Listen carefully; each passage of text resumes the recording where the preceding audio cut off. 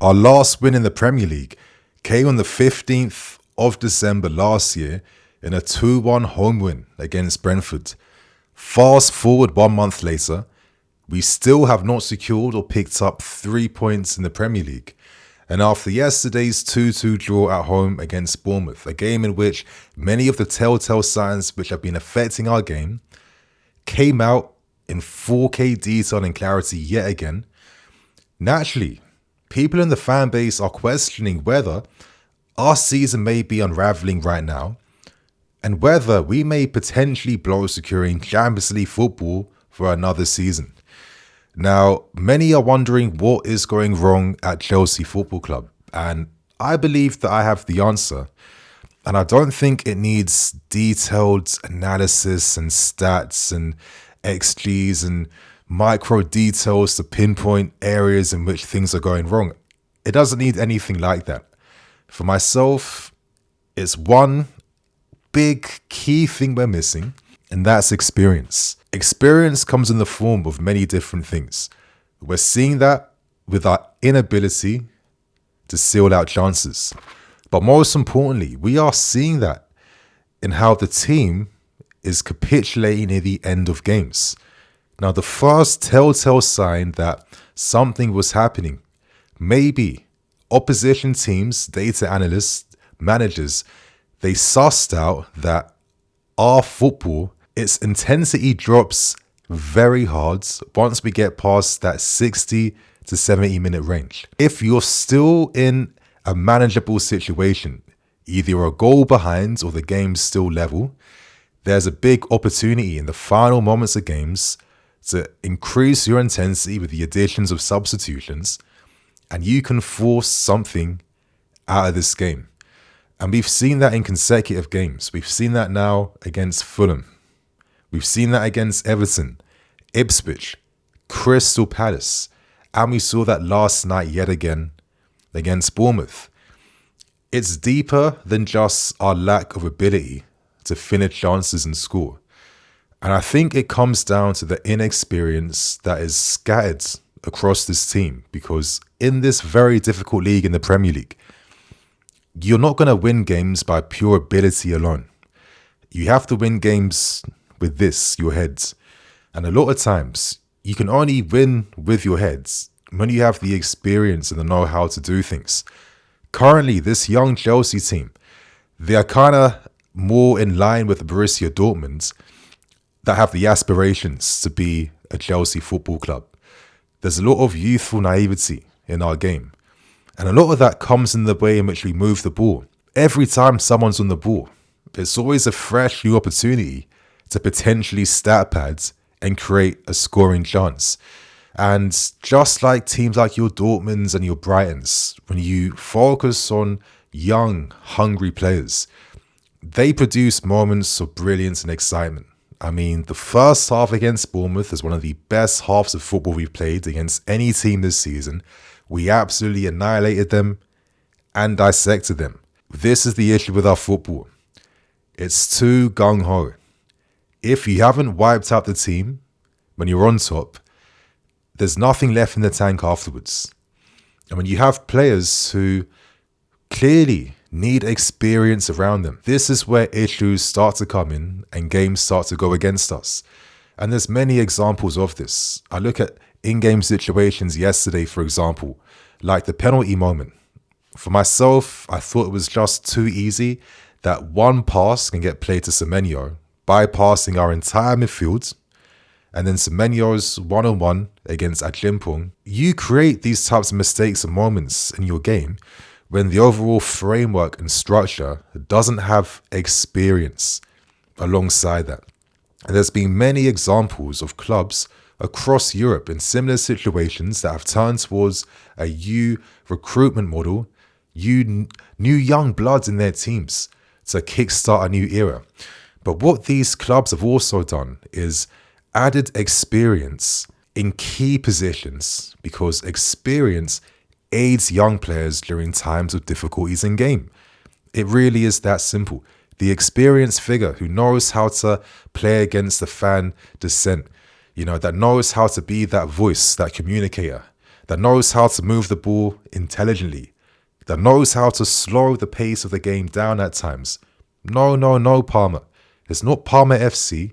You don't have to play a line-breaking pass to stat pad in this moment. This team in its current shape needs to just maintain possession of the ball.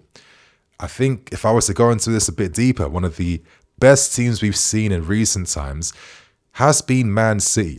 But Man City aren't the best just because they have the best players. It's about their overall control of games in terms of how they know how to slow the game down, how to speed it up, when to go for things, when to take advantage of moments. Man City were doing that with players in their prime. They weren't doing that with 19-year-olds and 20-year-olds. Hence why they can turn those small margins, which this game is built on.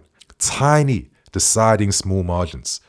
We've been at the ends of small margins going against us with many refereeing decisions over the last few games. Cucurella's hair pull, Brooks saying on the field, it's a bit of a mazza, but there's been countless examples against your Evertons. There's been countless examples against Fulhams. There's been so many. But this is what the game has been based on. And the best teams who end up winning something, they know how to control these small, very fine margins to secure their ambitions for the season. And currently, as I said, we are a lot closer to a Borussia Dortmund at heart, but we think we have the minds that we're a team like Chelsea. We're not quite there right now. We can be, but I think to get us there, we need our directors now to put this recruitment overdrive nonsense model, slow it down a little bit, look towards what we have and realize to yourself, experience can enhance the beautiful foundations we're building at this football club. Look at how Lewandowski, 34 years old, 35 years old, he is the leading scorer at Barcelona and he's spearheading an attack. He's the experience there, converting those moments and opportunities. A young, La Masia-based Barcelona team, flanked by Yamal, Gubrasi at the back, Balde, Pau Victor, Javi, many of these talents. They're shepherded by great experience alongside them, like Lewandowski's, Rafinha's, Frankie de Jong's. And this is the essence of a team. All these moving parts, every individual brings something, but the experience is the glue. When your young player is playing within himself, or he's a bit nervous, or he makes a mistake, the experience is there to guide him in these situations, to support him, to enhance him, to be beside him. And I feel like maybe we've gone too much the other route, too aggressively, and only prioritizing youth. Hence why I'm making these very cynical comparisons to Borussia Dortmund, because Borussia Dortmund rely upon youth, because their whole model exists on funding the sale of the next 100 million talent. That's their model. They play a gung-ho style of football. It's exciting. It's got moments. You see incredible pieces of skill and play. But ultimately, it's a football that doesn't lead towards success. They came extremely close last season in the Champions League. Unironically, they had experience there with your Hummels who came back to help guide that team to where they could get to. At heart, they've always been a club that puts youth first. And sadly with our recruitment, it feels like we've just gone too far the other way in terms of only planning towards potential. But potential to what ends? Personally, I think it's very easy to sort out what this team needs. I'm mentioning experience, and there's 3 players I'm looking at. 2 are midfield players, 1's a striker. My striker that helps this team, that brings something different, something new, that doesn't need 5 shots to score 1 goal, that brings a bit of a different plan B weapon, that has experience in this league, is Philippe Mateta of Crystal Palace. His contract expires next year, 2026. There's a possibility here to persuade him to sign for us, get him for a decent fee, and he follows in the footsteps left behind him, your Loic Remy's, your Demba Ba's, your Giroud's, even your Crespos, your Anelkas. Many players that we've benefited from, who had experience in the league, we signed them at key moments of our season, and these are the type of players, they're not scorers of many goals. They are scorers of important goals. They are scorers of key goals. One of the famous recent examples of a team that had benefited from going towards a left field striker option like this was Real Madrid when they signed Joselu. And what did Joselu do that just earmarked him in Real Madrid history? He scored 2 incredible vital goals against Bayern Munich in the Champions League, completing a remarkable comeback. And he became the saviour and solution that Madrid team needed because of his profile that no one else in that squad possesses. For me, this is a translatable quality. When you possess many incredible crosses of the ball, we saw Cole Palmer play one of the best crosses of this entire season from any player in this league when he set up Nicolas Jackson, only for Nico to miss. We possess your Madueke's, Reece James's, Neto's. There's players who have the distribution from wide areas who aren't getting rewarded with the assists that they should be getting based on their delivery. I think this is the player that you sign because he supports and he complements what exists alongside you in Nicolas Jackson. Nicolas Jackson is a brilliant player. How he set up that first goal for Cole Palmer, not many strikers can play that style of game, that quality. He's unique.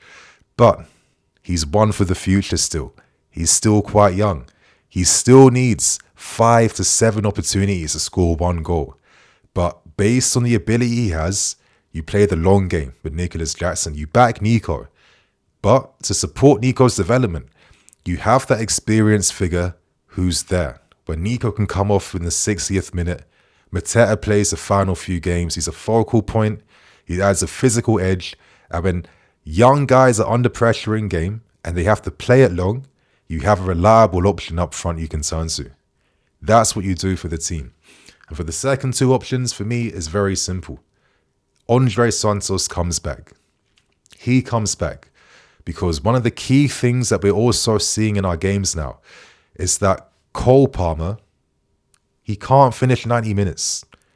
I think one of the biggest mistakes that we're seeing from Enzo Maresca is his inability to identify that Palmer should be coming off for 20 minutes to go because he runs out of steam. He's not there to be playing 94 minutes. I mean, you have options like Christo and Nkunku who's got that experience, can maintain the ball, and even options like Felix who won the free kick for Reece James to convert the equaliser. They might not bring the defensive solidity that you need, but it's a lot riskier keeping on a Cole Palmer in hopes that you might get a penalty and he'll convert that in the last minute of a game. It has to be more. Alongside Cole, you have an Enzo Fernandez who also can't finish games for 90 minutes. And one thing with Enzo, even though he's brilliant on this ball, mentally, there's a lot more work in his game that has to be done. He can be attracted to the press and the ball way too often, and he has a habit of leaving his position in midfield, which can put Caicedo under pressure. You can't have someone like this, 2 players like this in key areas essentially, who are running out of steam, finishing games. Andre Santos must come back. He must. But for whatever reason, if you can't get him, and if you're desperate to move on Christo and Nkunku, there's another solution here. You don't go for Matisse Tel. You don't go for a 19-year-old to add more potential on top of the potential you already have, especially when this potential hasn't scored a goal at all this season. That doesn't make sense. But what you do go for is the smart option. The player that has Premier League experience. The player that can aid, supplement, and complement these young guys around him. Romeo Lavia's a brilliant player. But as you're seeing, big expectations to place on a 20-year-old to play a game as if he's Fernandinho and Rodri combined. He'll be error-prone, and already he's still trying to find consistent fitness during the formative years of his career here. It's too much to rely upon him. And God forbid if anything happened to Moises Caicedo, this season could be done. For me, if you want someone on a short-term option, it must be Joao Palhinha. Palhinha did brilliant things at Fulham, and this is the type of profile that you turn towards. Moises by himself, he always needs a partner alongside him. And for myself, bringing on the experienced figure of Palhinha, the type of DM that knows when to move the ball at the right times, that plays with his head, supports the team physically, gives us a greater aerial presence as well too. And also as a leader, He was a leader at Lisbon. He was a leader at Fulham. This is the profile that complements what you have already, because we've built a beautiful foundation. We have, but we can't keep adding to it right now. We can't keep diluting what we already have. It's incredibly ironic that two players who are already surplus to requirements, even though they possess great experience and are top-class players in Nkunku and Paulinho, could in fact be the saviors of both teams at the moment. And if Santos must remain at Strasbourg until the end of the season, I think it's only right that we turn our attention to Paulinho to bring in some much needed Prem experience and leadership at the back to help us seal out games on a much more consistent, responsible and intelligent manner. Because we're going to burn ourselves out playing this Dortmund-esque 100 miles an hour football in hopes that we'll beat teams 3-4, 5-0. We had a great run of form during the first half of the season when we were cooking teams in goal for fun, but that's not sustainable to play that way forever, especially not with the level this current team is at right now. It's not the responsible way. What's going to help us seal out wins now is how we control things at the end of games, our defensive shape, our discipline, how we slow the pace of the game down, having more options off the bench Maresca to turn to so we can add more physical energy, intensity and intelligence in the middle of the field. And if we can aid that by also supporting us with a striker that gives us a completely different dimension, physical, experience, aerial threat, with the know-how that he's more than content to be here for the short period he's here for, having Chelsea on his CV, having the hopes of playing Champions League for the following season, and also being a valuable member the squad respects and turn to because you're the pressure reliever that this young team is in desperate need of in this squad. After securing our crowning achievement in this project in Esteval Willian, and you've supplemented him with the signings of Kendry Paez and others as well, I think we're safeguarded now for the next 5 years. Right now, what are you doing to supplement, support, and boost the quality you have right now? That is the real question here. One thing we're seeing in games now is that Maresca isn't using all 5 subs. The last time he did that was in our 4-3 win against Tottenham. And even in that epic game, that exciting game, we still showed immediately that we can be our worst enemy. We can be our own enemy. We can put ourselves under pressure by creating mistakes which teams capitalize on. And it's been a recurring pattern that's been happening against us now in these last few games. In January, there is an opportunity now to hopefully plug some of these holes. Fingers crossed our captain in Reece James, a player that has the authority, the experience. He's won the CL. He's been at the highest level for a long time before a lot of these guys have been playing here. We need more figures like that. Look at the equaliser that he scored. He took that off Cole Palmer and he went for the sensible, smart shooting option, which was the bottom right corner. If that's Cole Palmer, I think right now, for all his genius and brilliance, and wow, was he incredible in that first half, he's still young and he's still inexperienced at times. And I really think Cole Palmer would have gone for the speculative effort, top left corner, top right corner, but there's a higher probability that doesn't go in. For all the genius and talent and footballing ability that we're seeing in our players, it's not about selling and buying even more. It's about promoting and supporting and boosting what you have now, because a lot of these players would benefit from having proper experience alongside them in key positions to help them through these difficult moments in games in which we are now seeing for the 5th consecutive game. After that 70th minute, once it's done, the energy's out the tank. The manager clearly doesn't trust the options off the bench. Otherwise, he'd be making 5 subs a lot more regularly. Since that Spurs game, he's made 4 subs only twice, and before that he's only turned towards 2-1 options off the bench in consecutive games. This is a manager that clearly doesn't have much confidence in the squad that's been given to him. We're not going to sign an Osimhen. We're not going to secure Gyökeres. All these incredible strikers, these are the guys you go for in the summer. That's what the summer window is there for. Don't undermine the squad completely, but enhance it right now. Make smart acquisitions and turn towards experience, because experience has never been a dirty thing. All the great youth teams, that famous Ajax team in 1995, they still had Rijkaard in that team shepherding them.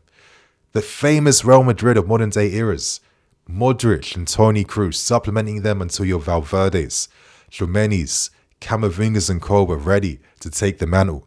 There's naturally a passing of the torch, and sadly, we've not seen any use in any of our torches, discarding the intelligent Kovacic, getting rid of N'Golo Kante a bit sooner than he had to go. There's a key word I want to end things on, and it's a simple word, but it's balance. It is time to address the balance now in the squad. It's time to be responsible. It's time to strategize. So that's everything I have to say about what's going wrong with Chelsea right now. Get involved in the conversation, share your thoughts and opinions. A bit of a long video, but I felt like some time was really needed to dissect what was going on. And yeah, I'm really curious to see what you guys are saying in the comments. So that's my take on things, and I'll see you guys in a bit. Cool.